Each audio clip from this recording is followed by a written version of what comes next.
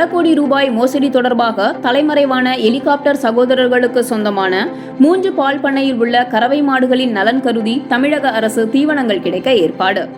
3 பால் பண்ணைகளிலும் இன்று கும்பகோணம் கோட்டாட்சியர் சுகந்தி நேரில் ஆய்வு. பல கோடி ரூபாய் மோசடி தொடர்பாக கும்பகோணத்தைச் சேர்ந்த helicopter சகோதரர்களான M.R. Ganesh, M.R. Swaminathan ஆகியோர் கடந்த ஒரு வார காலமாக தலைமறைவாகிவிட்டனர். பாஜகவை சேர்ந்த இவர்கள் மீது தஞ்சாவூர் மாவட்ட குற்றப்பிரிவு காவல்துறையினர் வழக்கு பதிவு செய்து 6 தனிப்படைகள் அமைத்து தலைமறைவான இருவரையும் தேடி வருகின்றனர்.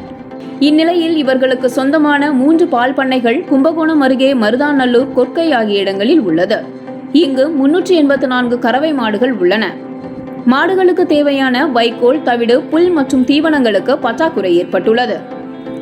மேலும் இந்த கறவை மாடுகளை கவனித்துக் கொள்ளும் ஊழியர்களுக்கு கடந்த ஓராண்டாக ஊதியம் வழங்கப்படாமல் உள்ளது என்றும் கூறப்படுகிறது. இது தொடர்பாக ஊழியர்கள் மற்றும் பால் பண்ணைகளுக்கு வைக்கோல், தவிடு, தீவனங்கள் போன்ற பொருட்களை அனுப்பிய பலருக்கும் 70 லட்சம் ரூபாய் வரை பண்ணை உரிமையாளர்கள் நிலுவை வைத்துள்ளனர். இது தொடர்பாக பணம் கிடைக்க நடவடிக்கை எடுக்க வேண்டும் என பட்டீஸ்வரம் காவல் நிலையத்தில் இவர்கள் புகார் கொடுத்துள்ளனர். இந்நிலையில் 3 பால் பண்ணையில் உள்ள மாடுகளை காப்பாற்றும் முயற்சியாக கும்பகோணம் கோட்டாட்சியர் திருமதி சுகந்தி, வட்டாட்சியர் உள்ளிட்டோர் இன்று நேரில் சென்று ஆய்வு மேற்கொண்டனர். மாடுகளுக்கு உடனடியாக தேவையான வைக்கோல் உள்ளிட்ட தீவனங்கள் கிடைக்க ஏற்பாடு செய்யப்பட்டுள்ளதாகவும் கும்பகோணம் கோட்டாட்சியர் தெரிவித்துள்ளார். மேலும் தற்போதைக்கு இந்த மாடுகளை வேறு இடங்களுக்கோ அல்லது கோசாலைகளுக்கோ இடம் மாற்றுவது குறித்து எந்த முடிவும் எடுக்கவில்லை என்றும் தெரிவித்தார்.